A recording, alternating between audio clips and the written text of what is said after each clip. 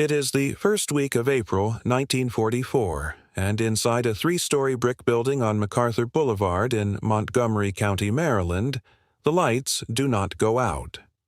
Outside, the building wears a coat of camouflage paint and netting, disguised to look from the air like nothing more than a stand of trees.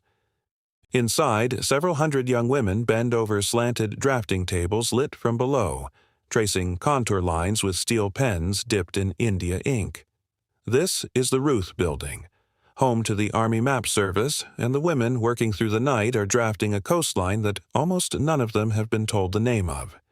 They know only that it is somewhere in northern France, that the beach gradient matters more than almost anything else in the war, and that the men who will wade ashore there have perhaps 8 weeks left to prepare. Reproduction presses thunder in the basement below, turning finished plates into sheet after printed sheet. By the time the invasion fleet sails, this single building and its satellite plants will have produced something in the order of 70 million individual map sheets, drawn from 3,000 separate map designs, covering a stretch of Normandy coastline that most of the draftswomen creating it will never see. Across the channel, German staff officers are working from a patchwork of older surveys, colonial-era sheets, and maps seized from half a dozen conquered nations, none of them built to a common standard. The story of how the United States Army came to outmap its enemies is not a story of a single weapon or a single raid. It is the story of an unglamorous, largely anonymous corps of surveyors, photo interpreters, and draftswomen who quietly became one of the most decisive intelligence assets of the entire war, and whose work still shapes how militaries understand terrain today. At the outbreak of American involvement in the war, the United States Army's capacity to make maps was, by its own later admission, dangerously thin. The peacetime mapping establishment, an outfit called the Engineer Reproduction Plant, had spent the interwar years handling the modest cartographic needs of a small standing army, training exercises, coastal defense surveys, routine revisions of domestic maps. It was not remotely equipped for a war that would eventually be fought across every inhabited continent. When American planners looked at what existed for the territories where the fighting would actually happen, the gaps were alarming. Some of the maps available for parts of the Pacific dated from the previous century, drawn by 19th-century surveyors for entirely different purposes, useless for calculating artillery trajectories or landing craft approaches. Vast stretches of North Africa, where American troops would land within the year, were covered only by old French colonial charts of uncertain accuracy. The problem was not simply that maps were missing. It was that modern industrial warfare demanded a kind of map that had barely existed before.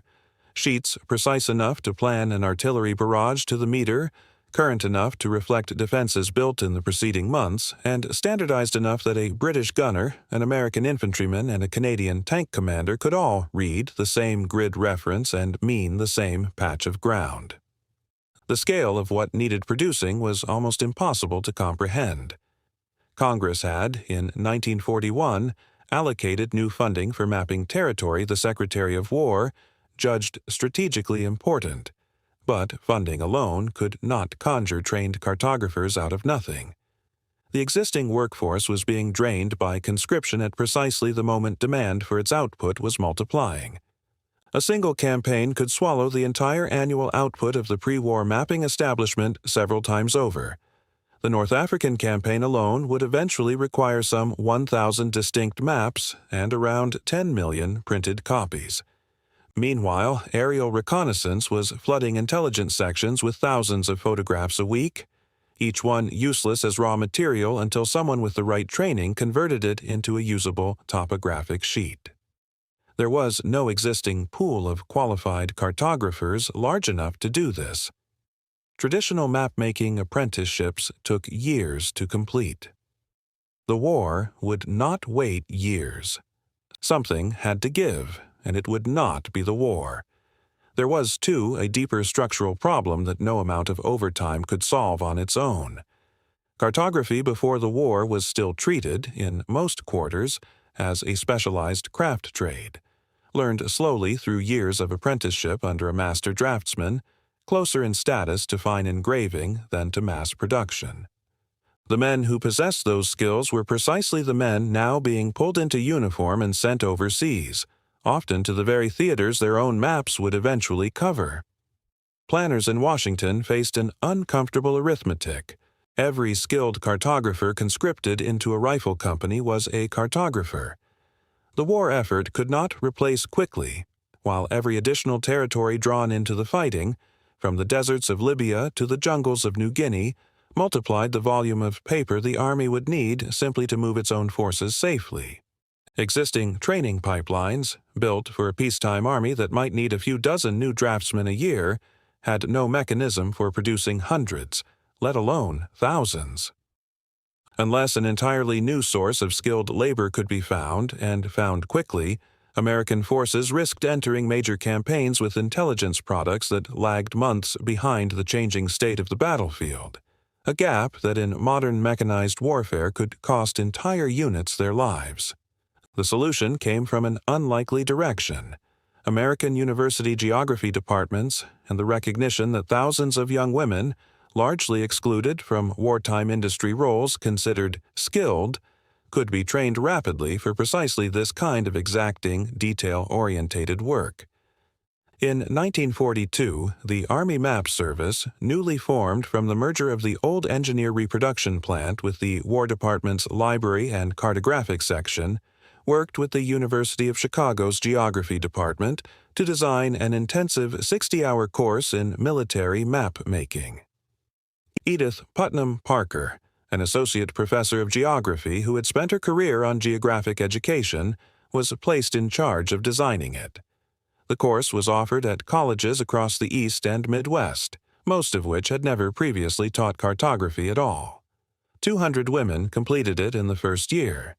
Those who passed were sent on for a further 4 weeks of in-service training at the Army Map Service itself in Washington, before being assigned to drafting, foreign map editing, or research sections according to their aptitude. The Army Map Service's own staff magazine coined a nickname for them that stuck: the Military Mapping Maidens, or simply the 3 M's.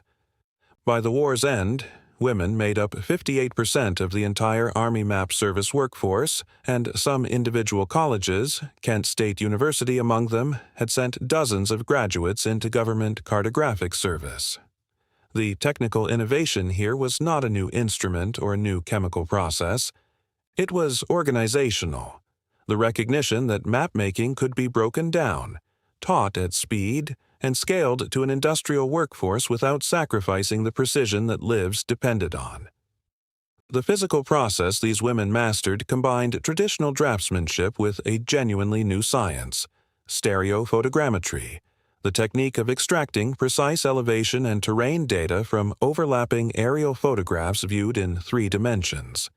Reconnaissance aircraft, often unarmed and flying at extreme altitudes specifically to avoid detection, took sequences of photographs with deliberate overlap between frames, roughly 60% from one image to the next. Viewed through a stereoscope, a simple optical device not unlike a pair of opera glasses mounted on a stand, these overlapping images resolved into a 3-dimensional impression of the ground below. Hedgerows, seawalls, gun emplacements, even individual anti-tank obstacles could be measured and plotted with startling accuracy. A trained photogrammetrist could determine the height of a cliff or the gradient of a beach without ever setting foot on it, working purely from 2 photographs taken from an aircraft traveling at well over 200 miles an hour. This data then passed to the draftswomen at their light tables, who translated raw photographic measurement into the standardized symbols and contour lines of a finished military map. Brown for elevation, blue for water, black for man-made structures, each line inked by hand with a steel nib to a tolerance measured in fractions of a millimeter. A single sheet might pass through a dozen pairs of hands before it reached the lithographic presses in the building's basement, where it was reproduced by the hundreds of thousands. The entire operation ran around the clock 6 days a week, a rhythm the Army Map Service maintained for the whole of the war. Beyond the drafting rooms themselves, the raw material fed into this pipeline came from an equally demanding chain of aerial reconnaissance. Unarmed photographic aircraft, often modified fighters with their guns removed to save weight, flew specific, repeated tracks over enemy coastline at altitudes calculated to balance image resolution against the risk of interception. A single sortie might return with hundreds of exposures, each one requiring careful cataloging before interpreters could even begin work. Interpretation itself was a discipline distinct from drafting. Specialists trained to recognize the shadow cast by a buried mine casing, the faint discoloration of freshly turned earth around a machine gun nest, or the telltale geometric regularity of a concrete bunker beneath camouflage netting. Only once this analysis was complete did the photogrammetric measurements pass to the drafting floor, where they were converted into the standardized sheets that reached troops in the field. The finished product bore no trace of the weeks of aerial risk, laboratory processing, and painstaking cross-checking that had gone into it. A soldier reading his map before an advance saw only clean black contour lines and a grid reference with no indication of how many hands and how much danger had produced them. The most extraordinary demonstration of this system's capacity came in the run-up to the Normandy landings.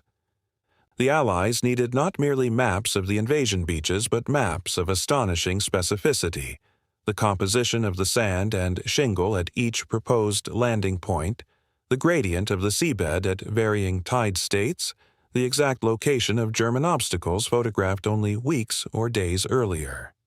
Specialist teams cross-referenced aerial photography with pre-war tourist material, geological surveys, even holiday postcards, piecing together a picture of ground that Allied planners could not risk reconnoitering in person without alerting the defenders to their intentions. The Army Map Service alone would produce roughly 3,000 distinct map designs for the operation, printed and reprinted into some 70 million individual sheets, an output that dwarfed anything the organization had attempted before. Comparable, though smaller, efforts had already supported the landings in North Africa and Sicily, each one adding to a growing institutional confidence that photographic intelligence, converted quickly enough into standardized paper, could substitute for reconnaissance an army could not safely carry out on the ground. Records of exactly how individual battlefield commanders used these sheets are often thin. Unit war diaries note that maps were issued and updated, but rarely record the granular decisions made from them. What survives is the production record, which speaks for itself.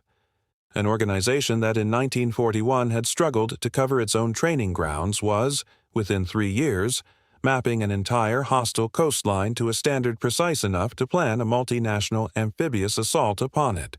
If you are finding this interesting, a quick subscribe helps more than you know. Set against this, German military cartography entered the war carrying structural disadvantages the Allies did not share. Pre-war German mapping had been, in the words of one post-war American analysis, marked by a striking diversity of products and procedures rather than a single unified national standard. A truly centralized national mapping agency, the Reichsamt für Landesaufnahme, only emerged shortly before the war and was still working to standardize decades of inconsistent regional survey work when the fighting began. As German forces advanced, they compensated in part by seizing and reprinting captured maps from occupied nations, an efficient but fundamentally patchwork solution that left commanders in different theaters working from sheets of varying age, scale, and reliability. On the Eastern Front in particular, the sheer scale of the terrain, combined with the poor state of existing Soviet surveys in many rural areas, left German staff officers navigating enormous stretches of ground with maps that could not be trusted to the same standard the Allies were achieving in the West. This was not a story of German incompetence. German engineers and surveyors were highly capable, and captured German map series held in American archives today show real technical sophistication in places. It was rather a story of an organizational head start the United States and Britain had built through standardization, mass training, and an enormous, largely invisible female workforce, at a moment when Germany was fighting a two-front war with a fragmented cartographic inheritance and none of the equivalent surplus labor to draw upon. The comparison is not absolute, and gaps in surviving German documentation make it difficult to state with total precision how map-related failures weighed against the many other factors in any individual battle.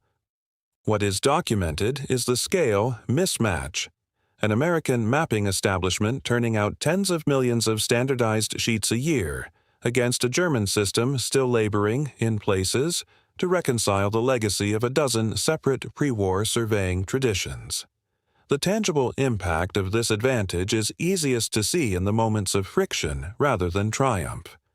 Even the well-resourced Allied mapping effort could not eliminate the fog of war entirely. Situation maps compiled by American staff during the Ardennes Offensive in December 1944 show gaps in the Allied picture of German troop concentrations in the days immediately before the Battle of the Bulge began. A reminder that superior production capacity did not guarantee perfect intelligence, only a far larger and more current base of information to work from than an adversary laboring under a genuinely fragmented system. What the Army Map Service's output did provide, consistently, was the raw material. Gridded, standardized, rapidly revised sheets that artillery officers, engineers, and infantry commanders across every Allied nationality could read identically. That interoperability, arguably as much as any single technical innovation, is the quiet legacy of the organization. When NATO later agreed common mapping standards among its member states between 1949 and 1951, it was building directly on wartime lessons about what happened when armies from different nations tried to fight from incompatible charts. The women who produced this work rarely appear in the popular memory of the war. Recruited from 22 colleges and universities across the East and Midwest, several hundred of them were initially housed in barracks-style accommodation in Arlington, Virginia, before purpose-built civil service housing was completed, and many later described working weeks stretching to 70 hours as deadlines for successive campaigns closed in. Most went home afterwards to lives that made no further institutional use of the technical skills they had spent years mastering, their contribution recorded, if at all, only in family scrapbooks and the occasional newsletter of veterans associations. Some, like B. Shaheen McPherson of Kent State University, stayed in touch with former colleagues for decades, organizing reunions in Washington in 1968, 1976, and 1993, before eventually seeing their wartime work formally recognized when the military mapping maidens were inducted into the Geospatial Intelligence Hall of Fame in 2016. More than 70 years after the war they had helped to map had ended. The organization they served evolved through successive reorganizations into the Defense Mapping Agency and, eventually, today's National Geospatial Intelligence Agency, which still traces its institutional lineage directly back to the Ruth Building and its camouflaged rooftop. Original Army Map Service sheets, along with vast collections of the German maps captured at war's end, survive today in the holdings of the United States National Archives and in university map libraries across the country, where researchers continue to use them to reconstruct the movements of individual units, sometimes on behalf of families still tracing what happened to a father or grandfather who went missing. On some front, the family scrapbook never quite explained. The techniques pioneered under wartime pressure, particularly the marriage of aerial photography with rapid, standardized production, went on to shape military and civilian mapping alike for decades afterwards, long after the presses in the Ruth Building's basement had fallen silent. None of this diminishes what was achieved on the beaches themselves, by the men who actually crossed them under fire. But it is worth remembering that by the time any soldier's boot touched Norman sand, the ground beneath it had already been measured, drawn, printed, and issued by people who would never wear a combat uniform at all. The war is often told through its weapons, the tanks, the aircraft, the guns that decided individual engagements. The Army Map Service's contribution was quieter and less cinematic, but arguably no less decisive, because an army that does not know the ground it is fighting on cannot use any of those weapons effectively. Every artillery barrage plotted from a map sheet, every armored column routed around ground too soft to bear its weight, every airborne drop zone chosen because photo interpreters had confirmed it was clear of obstacles, depended on work completed weeks or months earlier by people whose names appeared on no citation and whose faces appeared in no newsreel. Return, for a moment, to that lit building on MacArthur Boulevard, its windows glowing through camouflage netting in the small hours of a spring morning in 1944. No rifle is fired inside it. No enemy soldier ever sees it. And yet what happens at those drafting tables will determine, with a precision no rifle could achieve alone, exactly where thousands of young men will step from their landing craft only weeks later, and what ground will be waiting for them when they do. A single line of contour, misjudged by a few meters, could mean the difference between a beach a tank can cross and one where it drowns. A single symbol, correctly placed, could mean a battalion lands where the sand holds rather than where it does not. This was a war won not only by those who carried weapons, but by those who carried steel pens and stereoscopes, working in shifts that never stopped, in a building disguised to look like nothing at all. The Army Map Service printed something in the order of 500 million map sheets over the course of the war. A workforce that was, by its final year, more than half female had, in the space of barely 3 years, outproduced, out-organized, and ultimately out-mapped a German cartographic establishment that had entered the war without ever quite managing to agree on its own standards. Germany fought that war with maps built on fragments. The United States fought it with maps built on system. In the end, it was the system that got more men home.